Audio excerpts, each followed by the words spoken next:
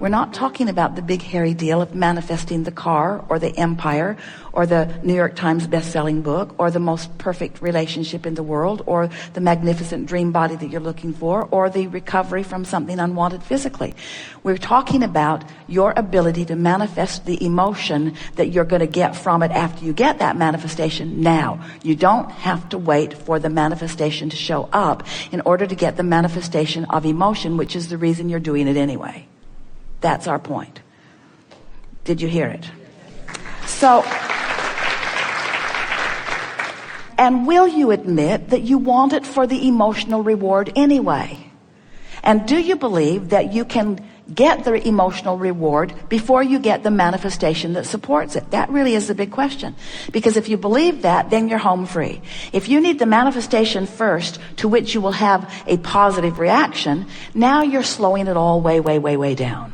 Now you've got it backwards. Manifestation always follows the vibration. The vibration is about focus. So when you get it, if we can convince you, if we can get you to make a decision, if someone said, what are your goals in life? And you would say, my goal is to feel happy in as many moments as is possible. We would say, now that you've set joy as your goal, you've got it. You've got it all figured out.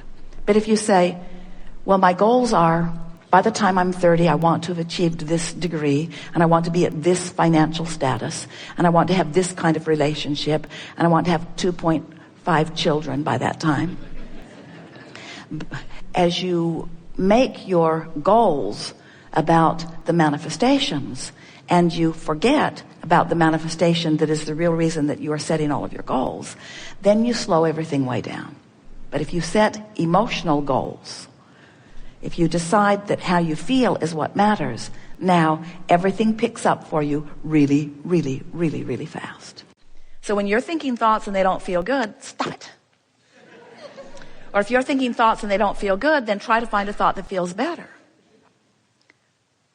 When you try to think a thought that feels better in the midst of thinking a thought that doesn't feel good, it's hard because you've already often established a frequency. And law of attraction is already saying, oh, if you don't like that one, then you probably won't like this one either. If you don't like that one, then how about this one? If you feel this bad, you can feel even badder. In other words, law of attraction is not discriminating. Law of attraction just dishes up whatever you got going on, you see. So there are two things that you could do if you really want to get hold of your personal vibrational frequency. One is make a decision to appreciate every chance you get. And sometimes you can and sometimes you can't. Have you noticed it? Sometimes something will happen and appreciation will just well up in you.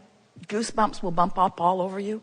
You'll be having one of those tuned in, tapped in, turned on moments, and you know it. You can just feel the fullness of source flowing with you. But sometimes when you're not feeling good and you try to appreciate, it just backfires. It just reminds you of how far you are from where you want to be. We tease with these affirmation cards that when you try to affirm, when you take an affirmation card that someone else wrote, and someone else did write these, it was us. They're brilliant. They are brilliant. Best words ever put on paper for tuning a frequency to well-being. These particular cards are about money and quite a bit relative to well-being in general, but it's focused toward money. And as you focus upon them, if you're not in the vicinity of the vibration of these cards, then you'll hate them. They'll just remind you what you've not got going on. I'm developing the skill to direct my thought. I can make a career of living happily ever after. Sure, I can. Welcome to planet Earth. I can transform my own world. If that were true, it would be different. I can see my world through the eyes of Source. I can see my world through the eyes of Source.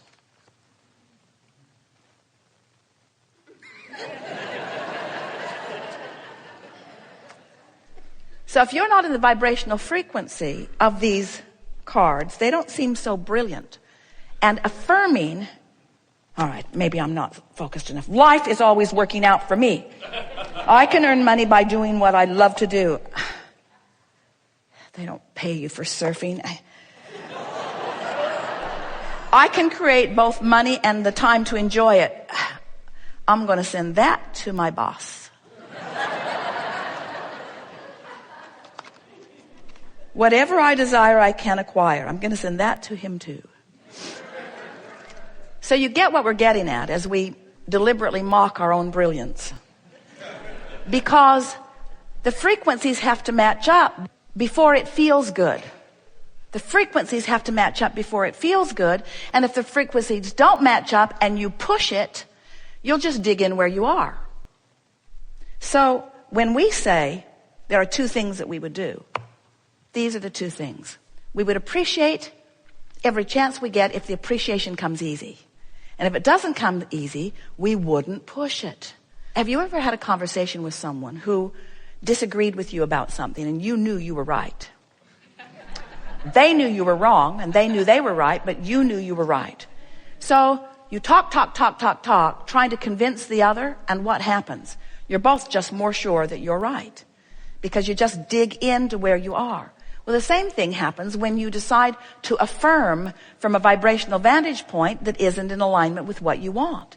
There's a backlash in it that makes you hate law of attraction. It makes you hate Abraham. It makes you sure that there's something inherently wrong with you, and you walk away from it certain that you're unworthy, and that's why things aren't going well. And it isn't anything like that. It's just a vibrational variance that you can't buck the current of. So if you try to appreciate and can't, then the next plan of action, and it really works well, is just get as general as you can about whatever it is that's bothering you. Because if you try to appreciate and you can't, what's happened is you've activated a very specific frequency about something unwanted. For example, you say, I don't have enough money. That's a sort of gentle thing to say, except that it means I also can't do the things I really want to do. And it also means I'm worried about more negative repercussions coming. And what if it really gets bad? And what if I end up with no place to live and no car to drive and no food to eat? In other words, the more specific you get, the worse it feels when you're focused upon the opposite of what you want. Do you agree? So there's a tendency, because you are oriented, we love you very much, toward problem solving. There's a tendency to get really specific about the problem in your effort to solve it.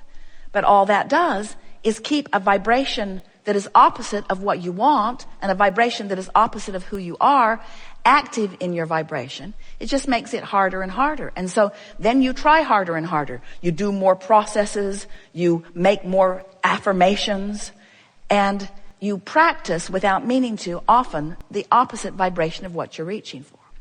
Where if you decide you will go general, you see, if you're really specifically knowing what you don't want, you're in the worst feeling place. If you get more general about it, you'll feel better.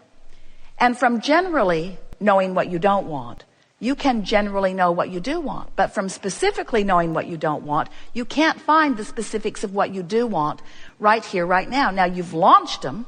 In other words, the opposite of the wave, when you really know what you don't want, what you do want has been projected vibrationally into your vortex, and the source within you has become a vibrational match to it. And technically speaking, you are it. In other words, when you're sick, you are weller vibrationally than you were before you got sick. If you have a financial crisis, there's more money amassed for you vibrationally than before the crisis happened, because that's just the way this wave, this vibrational wave works. But the question isn't, did you launch the rocket? The question isn't, does the vortex of creation hold your vibrational improved life? It does, it always does. The question is, what is your possibility of tuning to the frequency of what you do want when you're so tuned to the frequency of what you don't want? That's really what creation hinges on. It hinges on your ability to move your average, going on all day, focus, to move it into the place that's more in alignment with who you really are and what you really want than with what you don't want and sometimes with what you've got. And it all hinges upon you being so, we love you very much, intoxicated with what is. You know you are. What is so real. And you think it's real because you can hear it and see it and smell it and taste it and touch it. So it's real. And not only can you, others can too. So when others look at what is and agree that what is isn't what you want, it feels compelling enough that you keep wanting to talk about it. You keep wanting to explain it. You keep wanting to think about it. You keep wanting to keep it active in your vibration because after all, it's real and you don't want to be delusional. You really do. You don't want to be delusional. You don't want to stick your head in the sand. You don't want to not face reality. And we say, why would you face a reality that you don't want? Because it's real. Well, it may be temporarily real, but it's past tense. By the time it's manifested, it's old news. What's in the vortex is really where it's at, you see. So we see our greatest value to you here today, and the greatest work that we do as we are playing with you is to convince you of the reality of this vibrational beingness that has amassed and that is real, but that may be vibrating at a frequency where you can't yet see it, hear it, smell it, taste it, touch it, and that's why you don't believe it. It is so much easier to believe what's manifested than to believe what's pre-manifested. And this pre-manifestation, it is the precursor to all of this magnificent expansion. If we can convince you that you were source energy before you came into this body and that the larger part of you still is source energy even though you're in this body. If we can convince you that as you explore the details of your life that you cause a vibrational expansion and that the larger part of you immediately takes that expansion, is that expansion, has become that expansion and is calling you to it. And if we can convince you that the way you feel is your evidence, in the moment evidence of whether you're going with the expansion or whether you're holding back a little bit. To the degree that you feel bad, you're holding back. To the degree that you feel good, you're going with it. And if we can convince you that if you will just chill out a little, if you will stop looking at reality and letting whatever it is control your every thought, if you will allow yourself the hopeful conclusion that maybe there is a vortex and maybe my source is within it, and maybe if I just release thoughts, that source will call me into vibrational alignment, then it is our promise to you that your vortex will train your vibration upward. Because in the absence of resistant thought, you practice a non-resistant, totally allowing thought. And the more often you do that, the more easy it is to do it, until in time, and we're talking about a very short time, you will become a vibrational match to the frequency of your source. And when that happens, when you spend more time in this vortex, do you believe there's a vortex? Can you sort of kind of hear it? You get what we're talking about? You have to accept it. You're good, but you haven't figured out how to scrape enough dirt together to launch it into orbit. You gotta know there's something else going on. And as you acknowledge that there is this vortex of creation, and as you acknowledge that it is a vibrational frequency, and as you accept the reality of it and feel your way into it again and again and again, and once you're in it, you milk it. You stay there as long as you can until it's more natural for you to be in that frequency than to be in a resistant frequency that doesn't feel so good. What will begin to happen to you is you will begin to see and hear and smell and taste and touch inside the vortex. In other words, we're not saying to you that everything that manifests is outside the vortex. We're saying to you that you got to be in the vortex for the things you want to manifest. You got to be in the vortex for the things that you want to consistently and profoundly and chronically begin to manifest. You got to believe, you've got to understand your frequency. And the only way that you can understand your frequency is through your emotions. Do you get that? We've enjoyed this interaction immensely. It is delicious to come together with those like you who are willing to rendezvous with us out on the leading edge in a new place.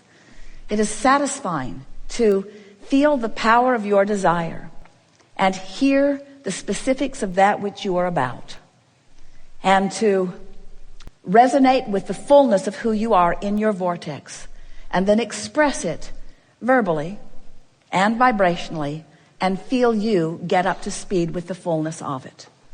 For us, these gatherings are all